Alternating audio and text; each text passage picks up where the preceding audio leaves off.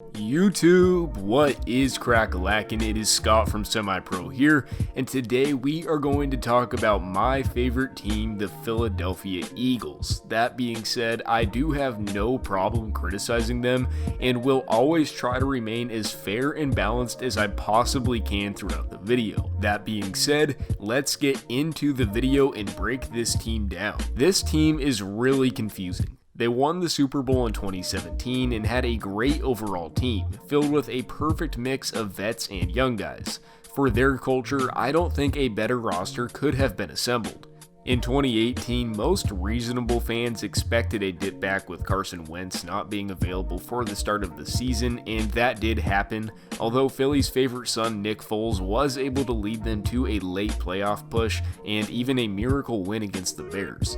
In 2019, the expectations were back, but were never even close to being met with all the injuries they sustained. It was really ridiculous, but the team has made major changes to their medical staff, so hopefully that can balance things out and help them avoid the same injury woes. This season, the expectations are still there. While I don't think anyone expects them to be a 13-win team, anything less than a playoff appearance would be an extreme letdown and would likely lead to big changes in Philly. I have this team in the 9-11 win range. I would not at all be surprised if they fell anywhere within that range, but with their schedule, it will be hard for them to go over 11 wins. The quarterback, Carson Wentz, is the biggest X factor with this team. I am a big Wentz guy and think if he can remain healthy, he will return to MVP form. But that's the thing, can he stay healthy? To me, he showed he can in 2019, playing all 16 games, but he needs to do it again and prove it. His ability is unquestionable, however. He, to me, is one of the best improvising QBs in the league and is ridiculously hard to stop when he's clicking. As long as he stays healthy, he is the least of my concerns about this team. If he does get hurt, Jalen Hurts and Nate Sudfeld would be the candidates to step in. Personally, just because Hurts is nowhere near NFL ready, at least on the surface, I would prefer Sudfeld for this year since he has good experience in the system. The skill positions held him back a lot this last season with the injuries. This season, that should be much improved. To me, the biggest and most underrated addition was Marquise Goodwin. He didn't have the best season last year, but I feel like he could be rejuvenated as a deep threat for Carson. He should make a big difference. He is joined in the receiving corps by first-round pick Jalen Reagor, who I have high hopes on as another burner. Alshon Jeffrey, who can hopefully return to form and buy in this season as a number one possession option if he still ends up on the team. Deshaun Jackson, who no matter how old he is, always seems to find a way. And JJ Arcega-Whiteside, who I have all but given up on. Greg Ward, one of the practice squad players that actually made an impact in late 2019, will also be returning, and although I have no real expectations, very well could find a way to still produce. The core lacks a true elite number one unless Reagor turns into that or Jeffrey somehow returns to 2017 form, and again that's if he even is still on the team, but both of those are really unlikely this season, but as a whole this core has nice depth. It is leaps and bounds over what Carson had to work with in 2019. He also has two top 15 at least tight ends in Zach Ertz and Dallas Goedert. They will be able to serve that possession role since the wide receivers are mostly deep threats, and I expect good statistical seasons from both. Miles Sanders, Boston Scott, and one of my personal favorites, Corey Clement, make up the running back committee, and although Sanders has been damn good, I don't feel comfortable with this team riding him all season long.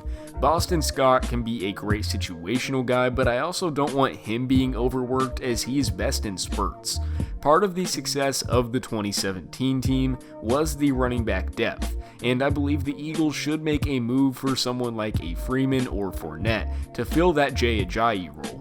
If they can do that, I love this running back core. If not, they are by all means still good, I just don't think it provides the spark they would need to make a legit playoff run. So overall, the skill players on this team are much improved over last season, but it's a lot of depth and not a lot of real elite star power, which very well could work out well or come back to bite them. With the exception of the tight ends, these groups are unproven and we will see what the Eagles get out of them. The offensive line is a unit I don't worry about at all. They lost Jason Peters, and although he still technically could come back, I don't envision that happening at this point. Even without him, this is still a really solid and, in my opinion, underrated unit. Andre Dillard will likely take over that spot and is really the only question mark. The rest of the group is all proven brick walls in Lane Johnson, Brandon Brooks, Jason Kelsey, and Isaac Samalu. The offense should click as a whole. Mike Groh is out as OC and head coach Doug Peterson will assume the role, a move which I like a lot, but his competence is going to be the key here. He has always been the one calling plays, but with all the responsibility now put on him on that side of the ball, we will see how he performs. The defensive side of the ball has bright spots, but is a little more questionable. Although Malcolm Jenkins had definitely been regressing, his absence will be mightily felt. Brandon Graham, Derek Barnett, and Josh Sweat will be the main three defensive ends on this team, and I like all of those guys. For sure a strong suit of this defense. Sweat had a great finish to 2019, and I am predicting for him to be a breakout player this season. We know what we will get out of BG, but Barnett needs to have a breakout season in his contract year. He will be a big player to watch. There are also rumors that they could be bringing back Vinny Curry, which would definitely improve the depth there. Fletcher Cox is the other star on this defense, joined by Javon Hargrave and Malik Jackson on the inside. Nice guys on top, but this defense works best when they have depth to rotate guys in and out of that line, which is a big concern right now. At linebacker, there are some question marks, and it is very thin here.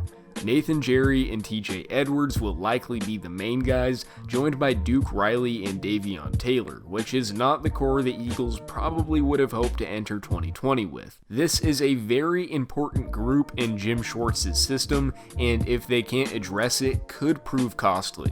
At corner, there are also some question marks. Darius Slay was brought in, which should help, but at the same time, there is a long history of Eagles free agent corner signings not working out, so I am not holding my breath there.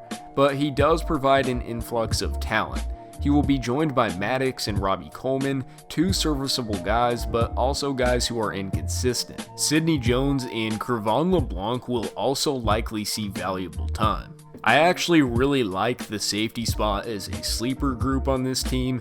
Jalen Mills is going to transition to safety, which I believe he will adapt well to. He will be joined by Rodney McLeod, who isn't anything crazy by any means, but he has been a guy that you never really need to worry about since joining the Eagles, and also rookie Kayvon Wallace. This is a much improved roster over 2019 on paper, but nothing really strikes you as elite here, or the kind of group that can will you to a playoff run besides maybe the offensive line. They have a lot of serviceable starters, and some of these guys will have to step up in order for this team to compete.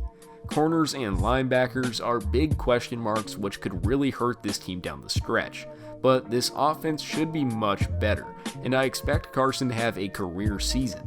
It isn't the 2017 group, but Eagle fans, buckle in because this team is going to make some noise, and it is just all about how these new additions pan out. Are they Super Bowl contenders? Yes, although I would say they're in the bottom part of that group.